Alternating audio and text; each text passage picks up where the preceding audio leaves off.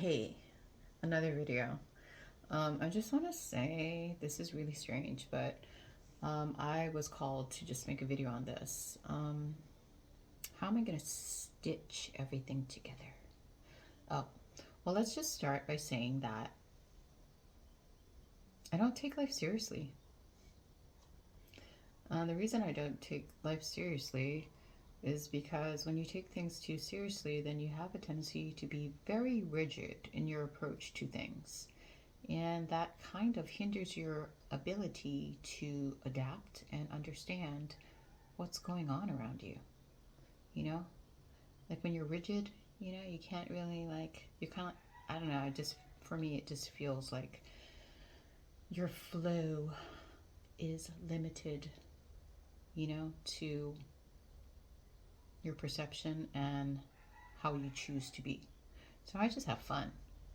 I think when you're having fun and when you're excited about things, um, just kind of allows you to effortlessly experience whatever life is handing you in the moment.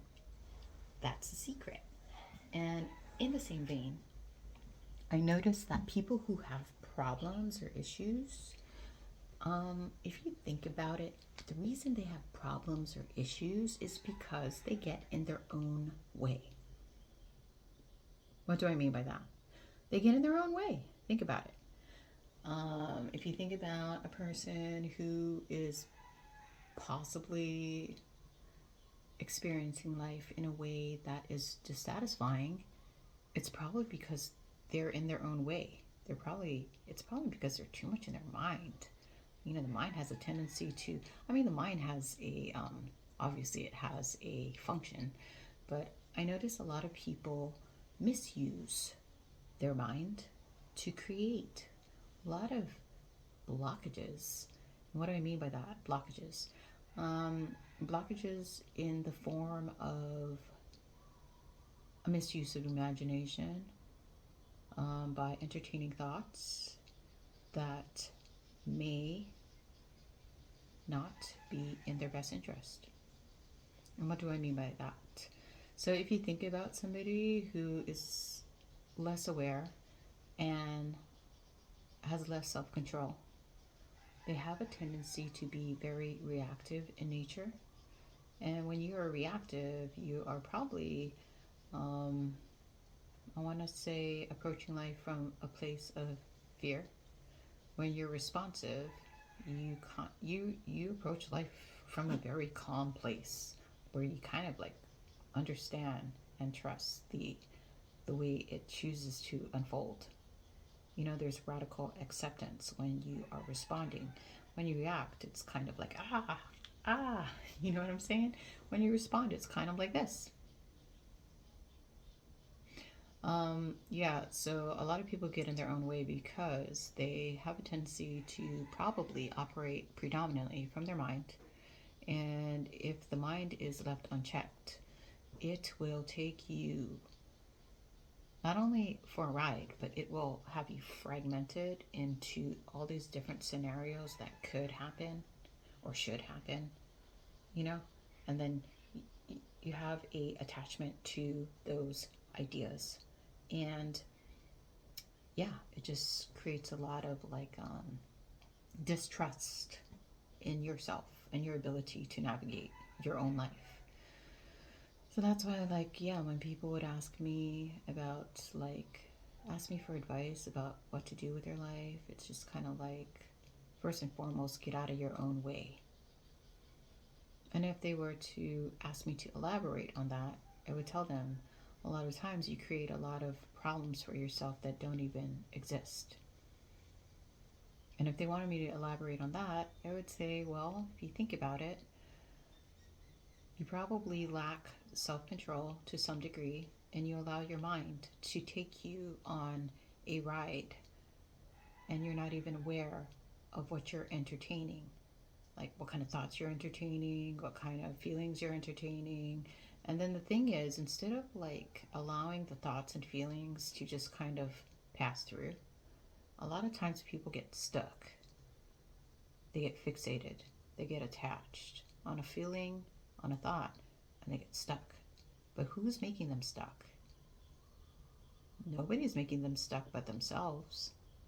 And a lot of times, whenever you inflict a lot of, like, I don't know, when you get angry or frustrated or sad, you have to ask yourself, where are these feelings being generated?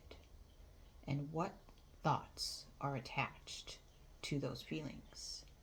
You know, because those are things that you need to kind of like take stock of. And you also have to, like, I don't know, like, it's like weeds. Like, if you're a gardener and you're in the garden and you're tending to your garden, you know, maybe you want fruit trees here and vegetables here, and then there's like some weeds here that are kind of hindering and, I don't know, creating dysfunction in your garden. You need to like take time to recognize them, notice them, and pluck them out and throw them there.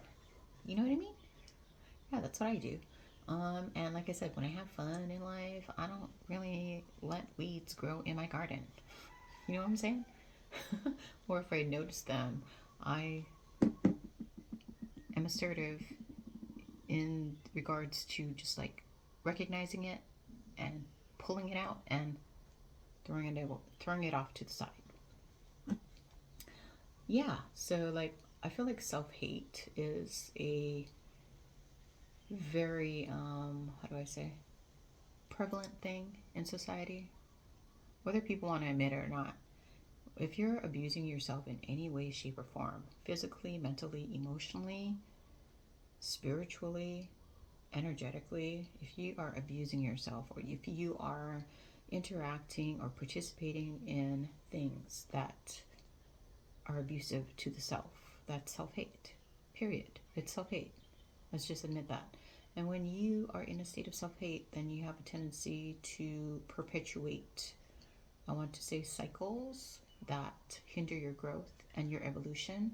And it also probably trickles into your experiences and interactions with other people, you know? And yeah, if it doesn't promote growth and well-being and clear seeing, then it's probably abuse.